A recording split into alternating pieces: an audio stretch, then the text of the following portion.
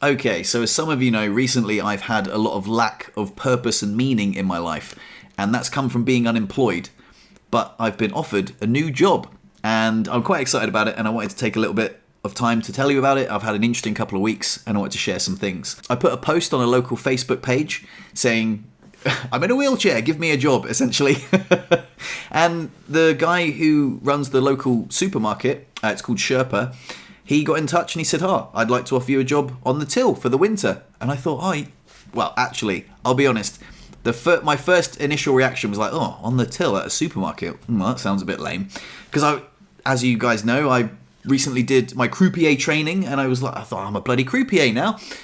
But the reality is, the croupier job isn't actually as glamorous and amazing as it kind of makes out to be. Like, you put photos of you in, the tuxedo or waistcoat, and you're dealing cards in a nice hotel with chandeliers and high ceilings and murals. But the truth of it is, a lot of it isn't that glamorous. That tournament that I worked was incredible, brilliant, loved it. But a lot of the guys who did the training with me have been working in sort of dingy little gambling lounges, and nothing against the job. I think it's a great job. I would love to work more in that field. But at the moment, the offers available are driving 8 hours to work for 2 days and then coming back, and it just doesn't sound very exciting. And I wasn't massively excited about the supermarket thing either, but that's the power of having a wise woman in your life. Christina was like, why are you so ungrateful? Doesn't that sound amazing? Why wouldn't you want that job? You want structure, you want routine, you want to work close to home. And I thought, actually, you get to speak French every day, you get to work, part of a team, make new friends. And I was like, actually, you make a bloody good point there. And they seem lovely. The team are lovely. I had a phone call in French. I also recently passed my Chloe test. It's like a French language test, and I got a B1, which I think is very respectable.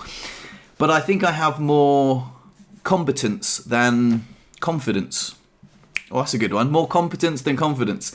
And sometimes when I speak French, I feel like you get that imposter syndrome. Like, you come in strong, you come in with the accent, and you say some things, and then they fire back French at you, and you're like, shit, I've come in too strong, I don't know what the hell you're saying. I'm far from fluent, but B1 is a respectable level of French, so I'm pretty happy with that. And working in a French supermarket, I'm going to be exposed to French every day, and there's only positive things that can come from this, really.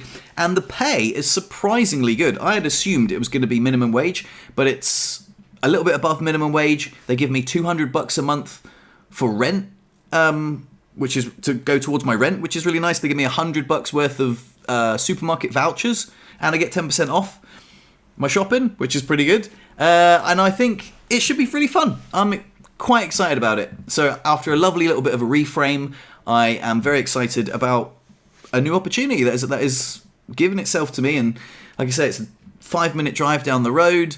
And also, I got given the tour of the supermarket, and I had no idea. I mean, it sounds obvious when you think about it, but sometimes you just don't think about it, right? I've never thought about it.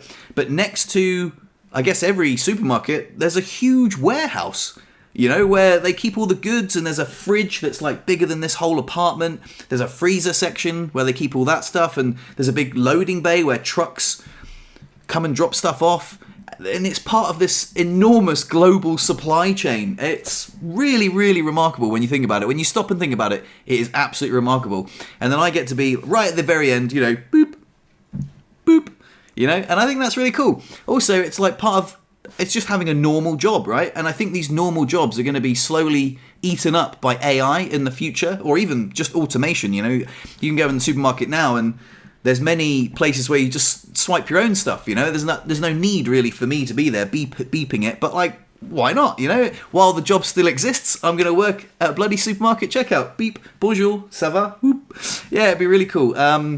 So I'm excited. I went to see the guys, and they seem very lovely, and everyone always says, the people that work at Sherpa, they're lovely, they are so cool, they're always having a good old laugh, they're always having a good old giggle.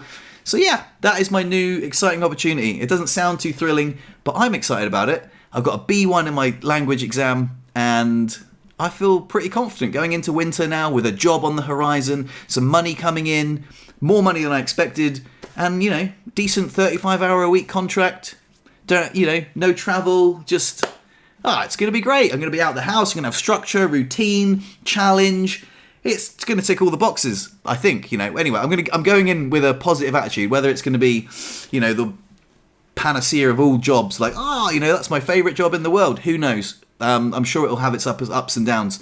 But I'm coming in strong, baby, with a positive attitude, and I'm going to work in a supermarket. So there you go. To be honest, it's kind of hard finding a job in a wheelchair in a ski resort. So, yeah, pretty excited, pretty happy, and I just wanted to share that good news with you. And that's it. Anyway, thanks for listening. See you in the next one.